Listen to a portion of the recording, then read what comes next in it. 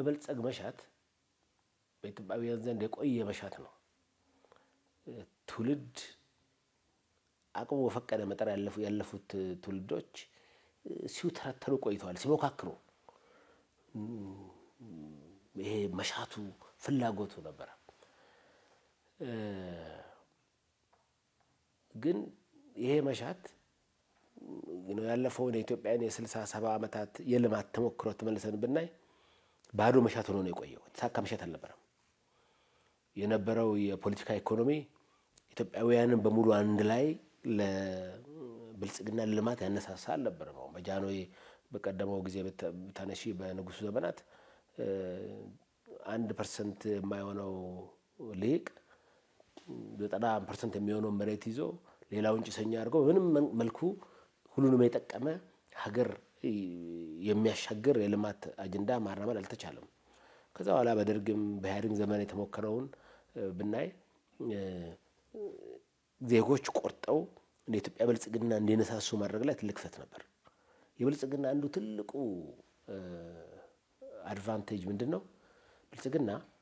የፖለቲካ ኢኮኖሚውን አስተካክሎ ነው የጀመረው ዜጎች በጋራ ለሀገር ልማት ሊነሳሱ የሚችሉበት የኔነት ስሜት እንዲመጣ አድርጎ ነው የጀመረው እዚህ ላይ ሆኖ ነው እንግዲህ ጉባኤው የኢኮኖሚ ሉዓላዊነት ማረጋገጥ አለብን የሚል ጠንካራ አቅጣጫ ያስቀመጠው ይሄ ደግሞ እንዴት ነው የሚሳካ ዝርዝር እቅድ ዝርዝር አቅጣጫ ተቀምጦለታል ለምሳሌ ከዚህ ፊት የጀመርነውን ዘርፈ ብዙ የልማት ስራ የእድገት ምንጮችን አስፍቶ የማልማት ስራ አጠናክረን እንቀጥላለን የሚል ጠንካራ አቅጣጫ አስቀምጧል ግብርና በኢንዱስትሪ በማኑፋክቸሪንግ በቱሪዝም በማዕድን በዲጂታል ኢኮኖሚ ያየናቸውን ተስፋች ጅማሮች አጠናክረን እንቀጥላለን መዋቅራዊ ሽግግር እናረጋግጣለን መዋቅራዊ ሽግግር ማለት ነው አንድ ኢኮኖሚ መዋቅራዊ ሽግግር አረጋግጠ የሚባለው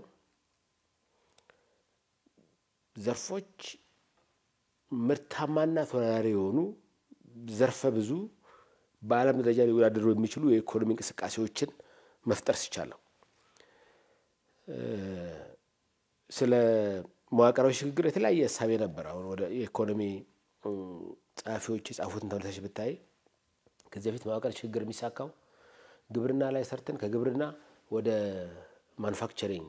ስንሄድ ነው ያሽ ከዛ ደግሞ ወደ አገልግሎት ስንሄድ ነው የሚል ሐሳብ ነበራቸው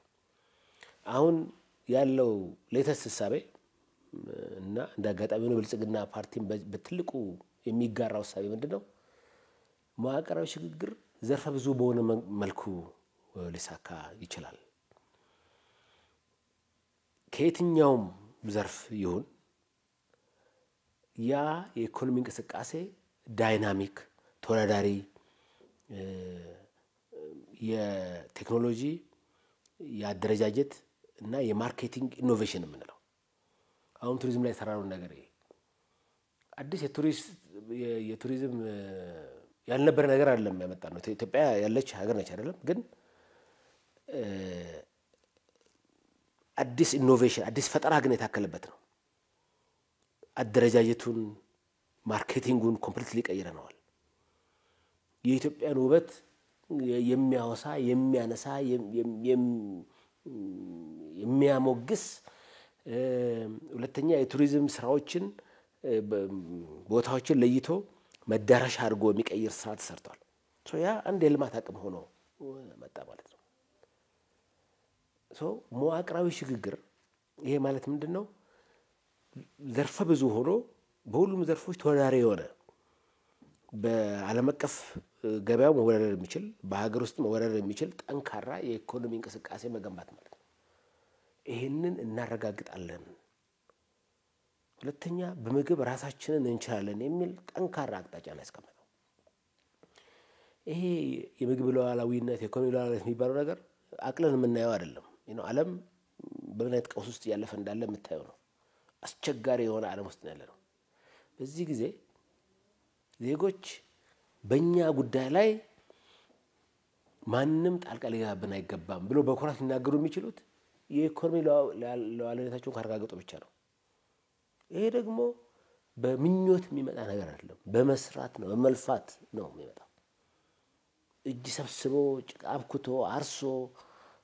አምርቶ ቆፍሮ በመስራት ነው የሚመጣው። ኢኮኖሚን በተመለከተ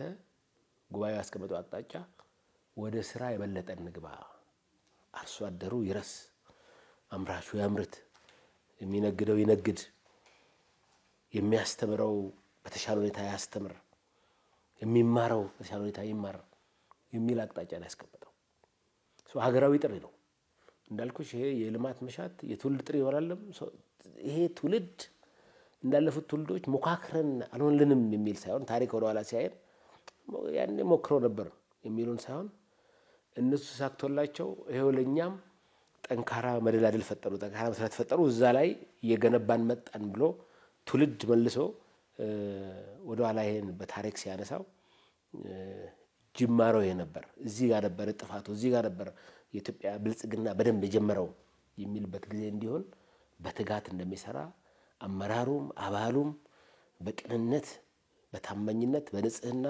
ህዝቡን ለማገልገል እንደሚተጋ የኢኮኖሚ ሉዓላዊነትን ለማረጋገጥ እንደሚተጋ ከአመራሩ እስከ አባሉ በተቀናጀ በተናበበ መልኩ እንደሚሰራ ነው ቃል የገባው። ይሄ ነበር